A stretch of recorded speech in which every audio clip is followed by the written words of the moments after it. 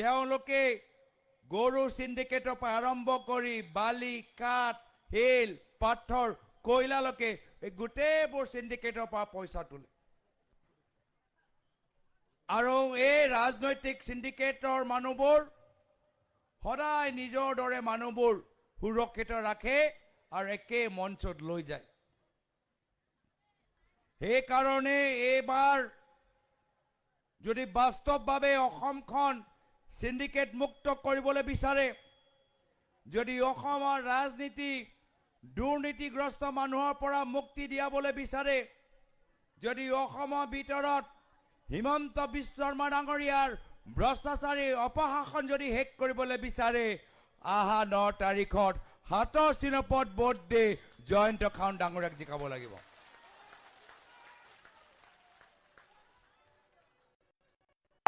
আজি যদি অসমৰ ভিতৰত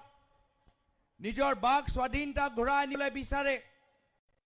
আজি যদি অসমৰ ভিতৰত আমালোকৰ মাজত শান্তি সম্প্ৰীতি মিলা প্ৰীতি ঘূৰাই আনিবলৈ বিচাৰে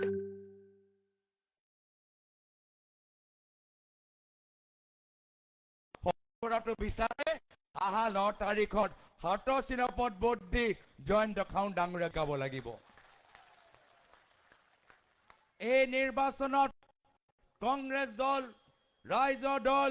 অসম জাতীয় পৰিষদ দল CPM দল CPML দল APHLC দল আমি গোটেইবোৰ দল ঐক্যবদ্ধ হৈছো এখন নতুন বৰ অসম গঢ় দিবলৈ এই নতুন বৰ অসমত আমাৰ প্ৰথম কাম হ'ব 100 দিনৰ ভিতৰত জুবিন দাক ন্যায় দিয়া জুবিন দাৰ মৃত্যু সম্পৰ্ক যিবোৰ মূল অপৰাধী তেওঁলোকৰ কি ঘনিষ্ঠ সম্পৰ্ক হিমন্ত বিশ্ব শৰ্মা ডাঙৰীয়াৰ লগত আছে 100 দিনৰ ভিতৰত ফাদিল হ'ব আজি হিমন্ত বিশ্ব শৰ্মা ডাঙৰীয়া অসমৰ ৰাইজৰ পৰা মাটি লৈ ক'বাত আদানীক দিছে ক'বাত আম্বানীক দিছে ক'বাত বাবা ৰামদেৱক দিছে ক'বাত নিজৰ পৰিবাৰৰ নামত আনিছে আমাৰ নতুন বৰ অসমত আমি দুখীয়া মানুহক ভূমি অধিকাৰ দিম ভূমি পট্টা দিম আমাৰ প্ৰতিশ্ৰুতি হ'ল যে তেওঁলোকে মাটি ল'লে আমাৰ চৰকাৰ আহিলে 10 লাখ খিলঞ্জীয়া থলুৱা মানুহক তেওঁলোকৰ একচনীয়া পট্টা ম্যাদী পট্টা কৰা যাব আৰু হিমন্ত বিশ্ব শৰ্মা ডাঙৰীয়া ভ্ৰষ্টাচাৰী অপশাসনৰ বাবে সকলে অৱগত কেনেদৰে খাৰদাৰ লুইছ বাৰ্জাৰ কোভিডৰ সময়ত PPE কিট কেনেদৰে নিজৰ পৰিবাৰৰ নামত চৰকাৰী ঠিকা দিয়াতকৈ কেনেদৰে কৃষি ভূমি উদ্যোগ ভূমিলৈ পৰিণত কৰিলে কেনেদৰে মাজুলীত তেওঁলোকে ভূমি ল'লে কেনেদৰে নেশ্যনেল হাইৱে নক্সা সলনি কৰি নিজৰ লাভৰ কাৰণে সলাই লৈছে আমি গোটেইবোৰ কেলেংকাৰীক গোটেইবোৰ কেছৰ ওপৰত আমি বিশেষ বিভাগ লগাই তদন্ত কৰিম আৰু আজি আমি গম পাইছো যে ইমান তেওঁলোকৰ ধনৰ পাহাৰ ইমান তেওঁলোকৰ সম্পত্তি পাহাৰ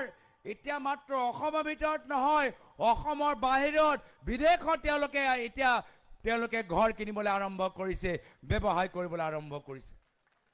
আমাৰ দুখীয়া মহিলাক দিলে 1250 টকা আৰু নিজৰ পৰিবাৰৰ নামত লৈছে 12,000 বিঘা মাটি আমাৰ অসমৰ মহিলাসকল আগতে কংগ্ৰেছ চৰকাৰ দিনত আঁচনি লাভ কৰিছিল মামনি আঁচনি মাজনী আঁচনি বাইদেউ আঁচনি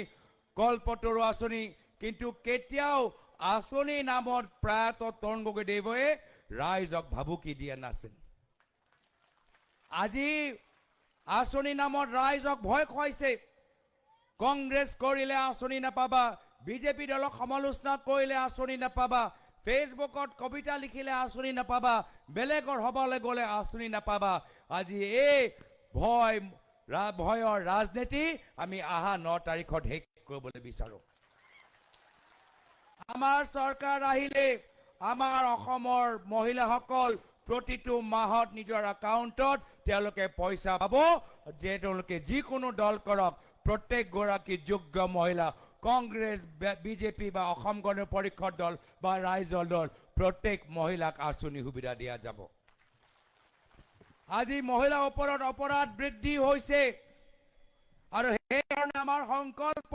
প্ৰতিখন জিলাৰ ভিতৰত এখন বিশেষ মহিলা আৰক্ষী থানা থাকিব লাগে য'ত মহিলাৰ আৰক্ষী বিষয়াবোৰ থাকিব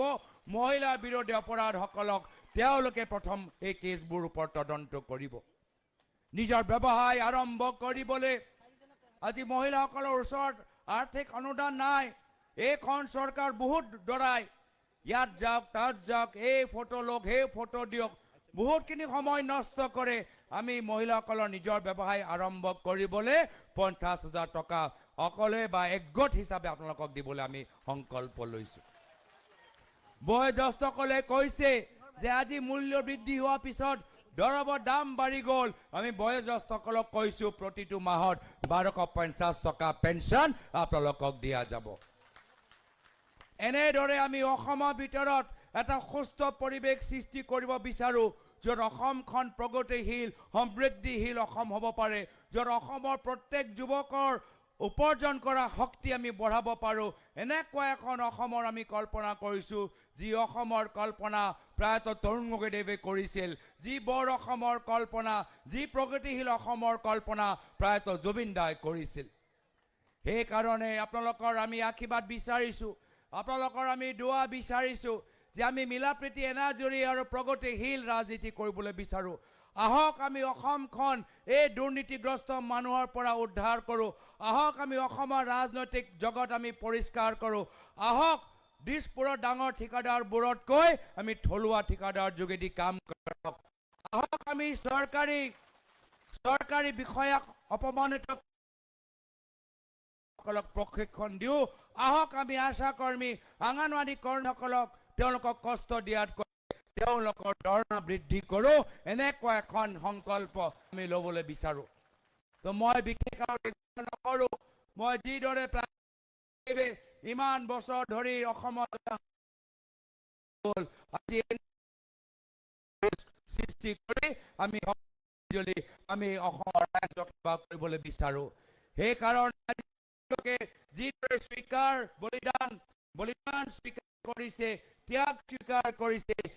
কংগ্ৰেছ হওক ৰাইজৰ দল হওক অসম জাতীয় পৰিষদ দল হওক বা CPM দল হওক সকলৰ ত্যাগ বলিদান প্ৰতি শ্ৰদ্ধা নিবেদন কৰি সকলৰ ৰাজনৈতিক ভৱিষ্যত দায়িত্ব আমি ল'ম কিন্তু আজিৰ তাৰিখত আমাৰ হাতত সময় বেছি নাই এই 3-4 দিনৰ ভিতৰত প্ৰতিখন ঘৰৰ ভিতৰত আমাৰ গ্যাৰেণ্টি আমাৰ প্ৰতিশ্ৰুতিবোৰ যাব লাগে আৰু অসমৰ মুখ্যমন্ত্ৰী হিমন্ত বিশ্ব শৰ্মা ডাঙৰীয়া তেওঁলোকৰ ভ্ৰষ্টাচাৰী শাসন তেওঁলোকৰ অত্যাচাৰী শাসন আমি অসমৰ পৰা আমি বহিষ্কাৰ কৰিম অসমৰ পৰা বিদায় দিম এই সংকল্প আমি সকলোৱে মিলিজুলি ল'ব লাগিব